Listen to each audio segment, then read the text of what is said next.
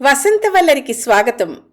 ఈనాటి వసంతవల్లరిలో సుప్రసిద్ధ కథా రచయిత స్వర్గీయ బెహరా వెంకట సుబ్బారావు గారి రచన కోటేశు వింటారు.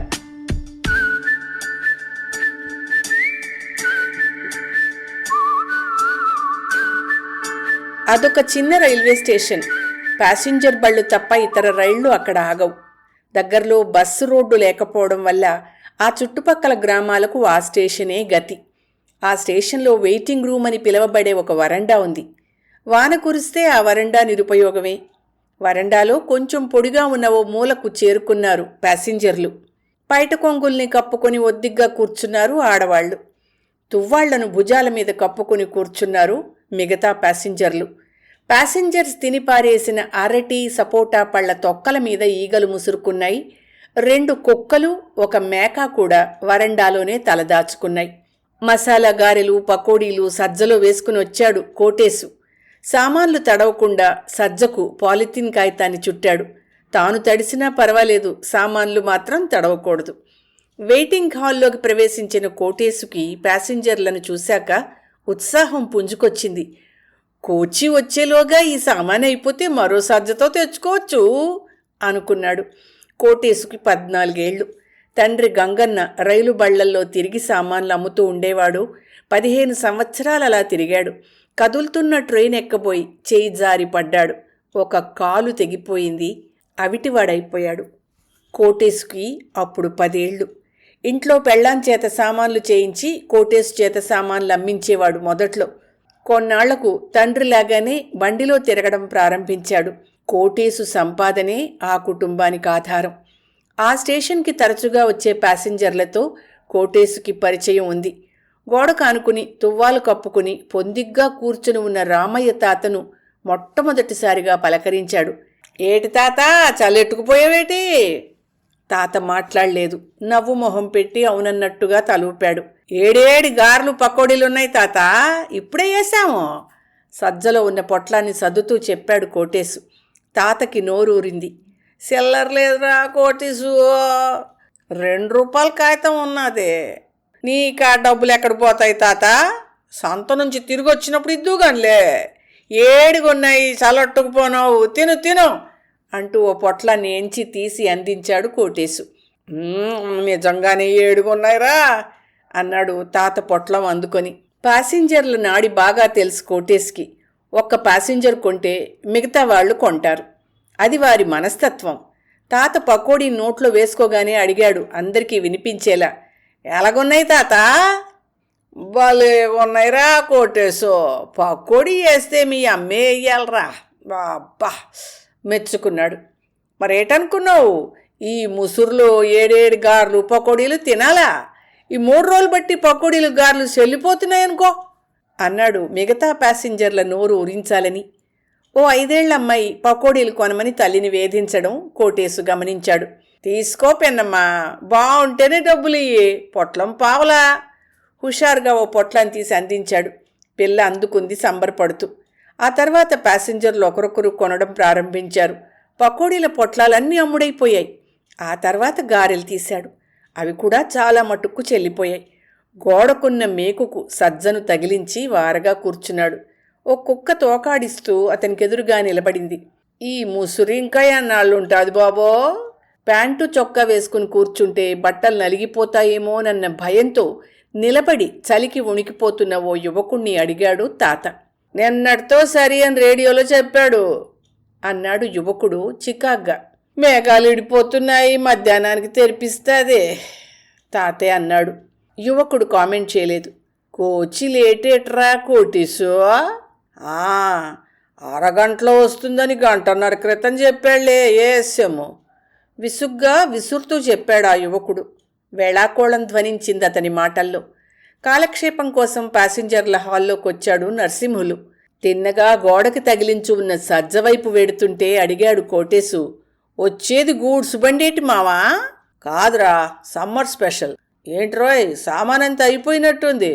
ఇగో 4 గారెలు తీసుకున్నా అంటూ తన చేతిలోని గారెలు చూపించాడు నరసింహులు. కోటేశు మాట్లాడలేదు. వాడి బాకీ ఎంతయింది లెక్క కడుతున్నాడు. ఈ ముసురు కాదు గాని బళ్ళన్నీ లేటుగా వస్తున్నాయిరా కోటేశు. గోదావరి పొంగి పారుతోందంట.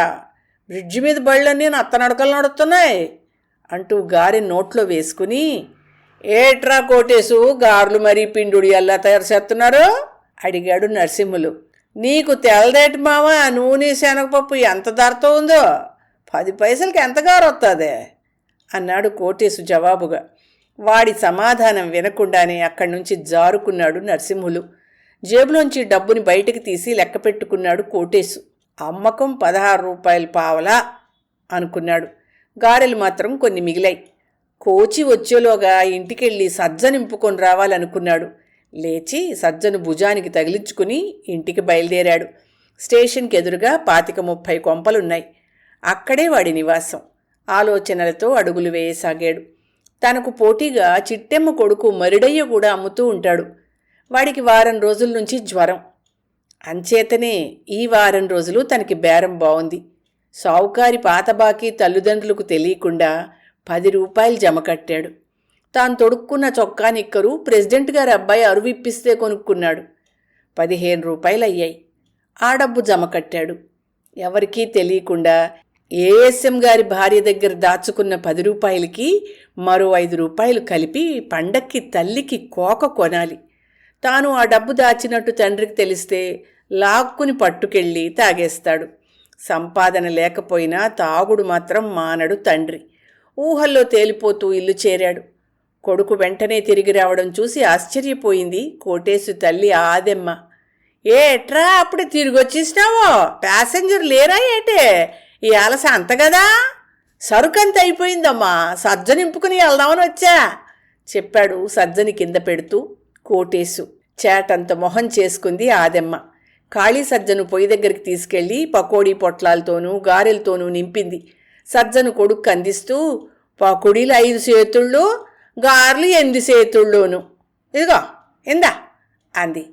నులక మంచం మీద కూర్చున్న కోటేశు తండ్రి గంగన్న, అయిపోగానే బేగిరారా, శనక్కాయలు వేపించుంచుతా మాటలు ముద్దగా వచ్చాయి. తండ్రి వైపు ఈసడింపుగా చూశాడు కోటేశు. సజ్జను భుజానికి తగిలించుకుని స్టేషన్కి బయలుదేరాడు. దూరంగా ఔటర్ సిగ్నల్ దగ్గర మలుపు తిరుగుతూ పొడవుగా త్రాచుపాములా బుసలు కొట్టుకుంటూ పెద్ద స్పీడ్లో వస్తోంది సమ్మర్ స్పెషల్. క్రమేపీ వేగం తగ్గి స్టేషన్లో ఆగింది. ముందున్న క్యాబిన్ వైపు సిగ్నల్ వైపు చూశాడు. సిగ్నల్ ఇవ్వలేదు. అందుకనే ఆగింది అని నిర్ధారించుకున్నాడు. అనుకోని బేరం తగిలినందుకు సంబరపడుతూ గబగబా పరిగెత్తి బండిని చేరుకున్నాడు. ఒక పెట్టెలో చొరబడి అమ్మకం ప్రారంభించాడు. 5 నిమిషాల్లో సజ్జ ఖాళీ అయింది. సజ్జ తేలికైంది, జేబు బరువెక్కింది. పావలా పొట్లాన్ని 30 పైసలకి, 10 పైసల గారెల్ని 15 పైసల చొప్పున అమ్మేశాడు. తన అదృష్టానికి సంబరపడుతూ కంపార్ట్మెంటు దిగాడు కోటేశు. ఇంకా ఉంటే అమ్మేసుకుందుం కదా అనుకున్నాడు. సరుకు అయిపోయిందేట్రా కేకేశాడు నరసింహులు. వాడి ప్రశ్నకు సమాధానం ఇవ్వకుండా, ఏటి మావా, ఈ బండి ఇక్కడనే ఆగిపోయింది అడిగాడు ఆశ్చర్యంగా. ముందెళ్ళిన గూడ్స్ బండి ఇంకా అవతల స్టేషన్ చేరుకోలేదురా, వెళ్ళి చాలాసేపు. స్టేషన్ మాస్టర్ గట్టిగా ఇంతలో కేకేసి పిలవడంతో మాటల్ని మధ్యలోనే ఆపేసి అటువైపు పరిగెత్తాడు నరసింహులు. స్టేషన్ మాస్టర్ చాలా కంగారుగా కనబడ్డంతో కోటేశు కూడా స్టేషన్ మాస్టర్ గదివైపు వెళ్ళాడు. ఆయన గాబరాగా ఫోన్లో ఇంగ్లీష్లో మాట్లాడుతున్నారు. కోటేశుకు అర్థం కాకపోయినా ఏదో ప్రమాదం జరిగిందని గ్రహించాడు. నరసింహులు బయటకు రాగానే అడిగాడు, ఏటి మావా, ఏ జరిగిందే అని. నరసింహులు సమాధానం చెప్పలేదు. స్పెషల్ ట్రైన్ డ్రైవర్ దగ్గరికి పరిగెత్తుకెళ్ళాడు. బండిలోని ప్యాసింజర్లు ఒక్కొక్కరు దిగారు. ఏం జరిగిందో, బండి ఎందుకు ఆగిందో తెలుసుకోవాలన్న కుతూహలంతో స్టేషన్ గదిలోకి చొరబడ్డారు. ఆఖరికి అసలు విషయం తెలుసుకున్నాడు కోటేశు. ముందు వెళ్లిన గూడ్సు బండి తాలూకు 4 బోగీలు పట్టాలు తప్పి పడిపోయాయి. దారిలో ఆగిపోయింది ఆ బండి. నరసింహులను కలుసుకున్నాడు వెంటనే కోటేశు. అయితే ఈ బండి ఇంకా ఎంతసేపు ఉంటుంది మావా విసుగ్గా ఉన్న జవాబు చెప్పాడు నరసింహులు. ఎంతసేపేట్రా, రాజమండ్రి నుంచో వాల్తేరు నుంచో క్రేన్ రావాలా, బోగీలు నెత్తాలా అంటే 4-5 గంటలన్నా పట్టచ్చు. ఇంకా ఏదో అడగాలనుకున్నాడు కోటేశు. అవకాశం ఇవ్వలేదు నరసింహులు. అయితే ఈ బండి కదిలేసరికి 4 గంటలన్నా పడతాదన్నమాట. ఈలోగా నేను పకోడీలు గారెలు వేయించి తెచ్చుకుంటే ప్యాసింజర్లు ఆకలి మీద ఉన్నట్టున్నారు. పెద్ద బేరమే కదూ. ఉప్మా కూడా చేయించొచ్చు, చిటికలో ఎగిరిపోతాయి. అమ్మ, నెల్లాళ్ళ అమ్మకం 4 గంటలు చేయొచ్చు అనుకుని ఏమాత్రం ఆలస్యం చేయకుండా ఇంటి దగ్గరకు పరిగెత్తాడు కోటేశు. సంగతి తెలుసుకుని మొదట సంతోషించిన తర్వాత తెల్లమొహం వేసింది కోటేశు తల్లి ఆదెమ్మ. సావుకారికి సానా బాకీ ఉన్నాన్రా, ఆడింక అరువియ్యడ్రా అంది నిరాశగా. నీకెందుకమ్మా, నే తెత్తగా అంటూ సిల్వర్ పళ్ళెము, సంచి, నూనె డబ్బా తీసుకుని బయలుదేరాడు కోటేశు. కోటేశు చెప్పిన సామాన్లను చీటీ మీద రాశాడు షావుకారు. వాటి ఖరీదు టోటల్ చేసి, డబ్బెంత తెచ్చావు అడిగాడు. నా దగ్గర ఈరోజు అమ్మకం 36 రూపాయలున్నాయి, తీసుకోండి. మిగతా సొమ్ము స్పెషల్ ట్రైన్ వెళ్ళగానే తెచ్చి జమ కడతాను అంటూ జేబులోంచి రూపాయి కాగితాలని చిల్లర డబ్బుల్ని బయటికి తీశాడు కోటేశు. రాసిన చీటీని కోటేశు ముందు పడేశాడు శెట్టి నిర్లక్ష్యంగా. ఈ సామాన్కి ఎంతైందో తెలుసా? సానా వద్దు, తమరు దయసోపాలి ప్రాధేయపడ్డాడు కోటేశు. 80 రూపాయల 6 అనాలయింది. పాత బాకీ 225 ఉంది. 6 నెలల బట్టి జమ లేదు. ఇప్పుడు మళ్ళీ అరువట్రా, సిగ్గుండాలరా చీదరించుకున్నాడు. కనికరించాలి శెట్టి గారు, అవతల స్పెషల్ ట్రైన్ ఆగిపోయింది, సరుకులు అర్జెంటుకు కావాలా. మీరు ఇప్పుడు అరువియకపోతే చాలా పెద్ద బేరం పోద్ది. బండి వెళ్ళగానే 125 రూపాయలు జమ కడతా. తమరు సాయం చేయాలి శెట్టి గారు బతిమాలాడు. ఆలోచనలో పడ్డాడు శెట్టి. కోటేశులో ఆశ చివురించింది. ఒరేయ్, తల్లి తండ్రి పోయినా బతకొచ్చు కానీ పరపతి పోతే బతకలేనురా. మీ నాన్న మోహన్ చూస్తే అరువియ్య బుద్ధే ఎదురా. మీకు అనుమానంగా ఉంటే బండికాడికి వచ్చి వసూలు చేసుకోండి బాబు దీనంగా అన్నాడు. అరే, నీ మీద నమ్మకం లేక కాదురా, నీలో నిజాయితీ ఉందని నాకు తెలుసు. కానీ నీ బాబు నీ మాట పడనిస్తాడురా. అదిగాక ఈరోజు సంత కదా, సంత నుండి బండి రావాలిరా, సామాన్లు లేవు. శెట్టిగారి మాటలకి విలవిల్లాడిపోయాడు కోటేశు. నిస్పృహ చెందిన పట్టు వదల్లేదు. అలా అనకండి శెట్టి గారు, తమరు కూడా స్టేషన్కి రండి, ఆణ్ణి ఇచ్చేస్తాను. పెద్ద బేరం పోద్ది బాబు. నా మీద ఒట్టు ఇయ్యపోతే నా రక్తం కళ్ళ చూడండి. తన నెత్తి మీద చేయి పెట్టుకున్నాడు కోటేశు. కోటేశు కళ్ళు చెమ్మగిల్లడం గమనించాడు శెట్టి. వాడికి అరువిస్తే పాత బాకీ కొంత జమ అవుతుంది. ఒరే, అంత మాట అనుకురా కోటేశు, నువ్వు చల్లగా ఉండాలా, నా వ్యాపారం బాగుండాలా. శెట్టి మాటలకి ధైర్యం వచ్చింది కోటేశుకి. ఇదిలా ఉండగా అతని తండ్రి గంగన్నకి మత్తు దిగజారింది. స్టేషన్ వైపు చూశాడు. ఎదురుగా సమ్మర్ స్పెషల్ పెన్నిధిలా కనబడింది. ఆశగా చూశాడు. చిట్టెమ్మ కొడుకు మరిడయ్య జ్వరంతో తొంగున్నాడు, అందుకని ఆ బేరం అంతా మందే. 80 రూపాయలు తెచ్చి అమ్మితే 200 వస్తాయి. నా జీవితంలో ఎప్పుడో 15 ఏళ్ల క్రితమేమో ఇలాంటి బేరమే తగిలింది. పోటీదారులు ఎక్కువ ఉండటంతో పెద్దగా లాభించలేదు. అయినా బాగానే అమ్మాను. నేను కూడా ఇవాళ కోటేస్తూ బండి దగ్గరికి వెళ్ళి ఆడికి సాయపడాలా, 5ో 10ో సంపాదించాలా, తనివి తీరా తాగాల. గ్లాసు మీద గ్లాస్ వేసుకుని చాలా కాలం అయింది అనుకోసాగాడు గంగన్న. ఆ బండి ఏ పేల సూత్తు మురిసిపోతే ఎట్లాగయ్యా? అలాగలాగా మామిడి తోటలోకి వెళ్ళి 4 పుల్లలు ఏరుకొని పట్రా మొగుణ్ణి అదిలించింది ఆదెమ్మ. మొగుడు కదలగానే ఆ బండి వైపే చూస్తూ నిలబడింది. కోటేశు శానా అదృష్టవంతుడు, ఆడి అయాంలోనే సుఖంగున్నది. పొద్దుటే లేవగానే ఎవడి మొహం చూశానో, ఇంకెవడు కోటేసే. ఆడే తెల్లారుజామున లేచి రోజు నిద్ర లేపుతాడు కదో. ఎంతో పొదుపరితనం ఉంది ఆళ్ళు. తండ్రికి తెలియకుండానే డబ్బులు దాచి ఏడాదికి 2 కోకలు కొట్టున్నాడు. 2 పూట్ల తింటున్నాం కాదో. ఈ బేరంలో చాలా డబ్బు మిగులుతే కోటేశ్తో టౌన్కి వెళ్ళి మంచి సవరం కొనుక్కోవాలా. రైకిలు సిరిగిపోయాయి, 2 కుట్టించుకోవాలా. సావుకారి పాత బాకీ 25 30 జమ కట్టాలా. గంగన్న చేతిలో పైసలు పడకుండా చూడాలా. నేను కూడా బండి దగ్గరికి వెళ్తానుండు. టిఫిన్తో పాటు 7 టీ కూడా పెడితే బేరం బాగుంటుంది అనుకుంది ఆదెమ్మ. పాల కోసం నాయుడు గారింటికి బయలుదేరింది. సావుకారిచ్చిన సామాన్లు భుజాన వేసుకుని బయలుదేరాడు కోటేశు. స్పెషల్ ట్రైన్ ఎదురుగా కనిపిస్తోంది. పట్నం నుండి పొగాకు తెచ్చి అయ్యతో సుట్టాలు చుట్టి చంపించాలా?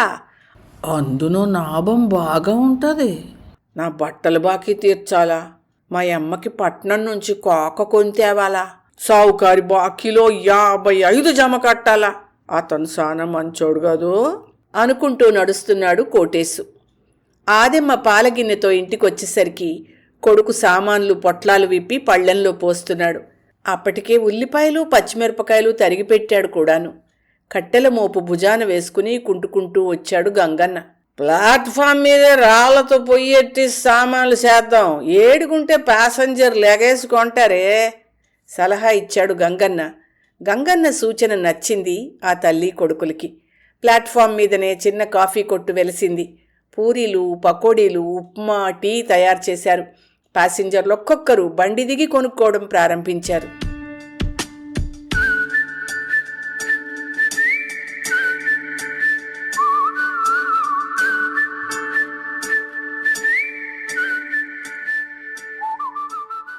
ఒరే కోటేశో, సామాన్లు మేము అందిస్తాంగానే డబ్బులు ఎక్క చూసి నువ్వే తీసుకోరా అంది ఆదెమ్మ.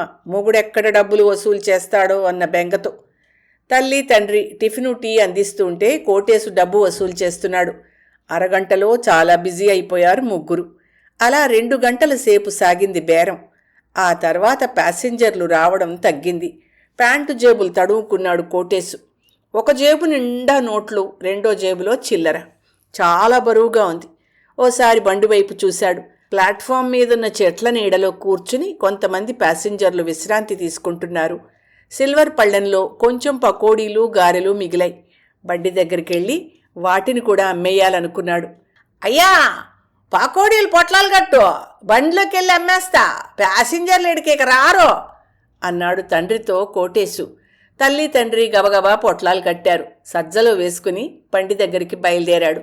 అంతలో ప్లాట్ఫామ్ మీదకొచ్చాడు సావుకారు. ఆదెమ్మని గంగన్నని పలకరించాడు. ఆదమ్మ, బేరం ఎలా ఉందా? కోటేసేడే. తమది శెట్టి గారు. అదిగో బాబు ఆడున్నాడు ఏదో బోగీలోకి ఎక్కుతున్న కొడుకును చూపిస్తూ అంది. అటువైపే చూశాడు సావుకారు. కోటేశు కనపడ్డాడు. సావుకారు వెనక్కి తిరిగి బండి దగ్గరికి వెళ్తూ ఉంటే ఛీ అని ఉమ్మాడు గంగన్న. రే కోటేశో, సిల్లర్ లేదని బేరం వదలకరా, సిల్లర్ నా దగ్గర ఉన్నదే అని తన ఉనికిని తెలియచేశాడు షావుకారు. ట్రైన్లోకి ప్యాసింజర్లందరూ ఎక్కారు. సిగ్నల్ ఇచ్చింది. బయలుదేరడానికి సిద్ధంగా ఉంది. కంగారుగా ట్రైన్ దగ్గరికి పరిగెత్తింది ఆదెమ్మ. ఆ వెనుకనే గంగన్న. కోటేశు రెండో బోగీలోకి ఎక్కాడు. గాబరా పడింది ఆదెమ్మ. ఒరే కోటేశో, బండి దిగరా, బండి వెళ్ళిపోద్దే గట్టిగా కేకేసింది. తల్లి కేకను లక్ష్య పెట్టలేదు కోటేశు. బండి కదిలింది. దిగరా కోటేశో గట్టిగా అరిచింది తల్లి. ఆడ దిగుతాడులే, నీకెందుకు గాబరా నిదానంగా అన్నాడు గంగన్న. ట్రైన్ మూమెంట్లో ఉన్నప్పుడు దిగడంలోనూ ఎక్కడంలోనూ బాగా అనుభవం ఉందని అతని ధీమా. బండి స్పీడ్ అందుకుంది.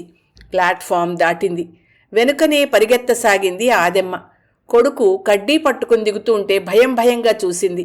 కోటేశు దృష్టి ప్లాట్ఫామ్ మీద పొంచి ఉన్న షావుకారు మీదే ఉంది. ఓ పక్క బండి మించి గెంతాడు కోటేశు. ఆ విసురులో బండి కింద పడ్డాడు. అమ్మా అని కేకేశాడు. 2 తొడల మీద నుంచి చక్రం పోయింది. కాళ్ళు తెగిపోయాయి. నెత్తురుమయం, హాహాకారం, గోల, ఏడుపులు. కొడుకు మీద పడి బావురుమని ఏడ్చింది తల్లి. కుప్పలా కూలిపోయాడు గంగన్న. గబగబా పరిగెత్తాడు షావుకారు. కొన ఊపిరితో ఉన్నాడు కోటేశు. శక్తినంతటినీ కూడదీసుకుని ప్యాంటు జేబులో చెయ్యి పెట్టి పిడికిల్తో నోట్లను బయటకు లాగి షావుకారికి అందివ్వబోయాడు. ఆ నోట్లు కోటేశు రక్తమాంసాల్లో ముద్దకట్టిపోయాయి. షావుకారి మనసు వికలమైంది. ఒరేయ్ కోటేశో, నీ నెత్తురు ముద్ద నాకొద్దురా, నీలాంటి నిజాయితీ పరుడు కావాలరా బోరున ఏడ్చాడు షావుకారు. కోటేశు చెయ్యి నేల కొరిగిపోయింది. గొల్లుమంది ఆదెమ్మ.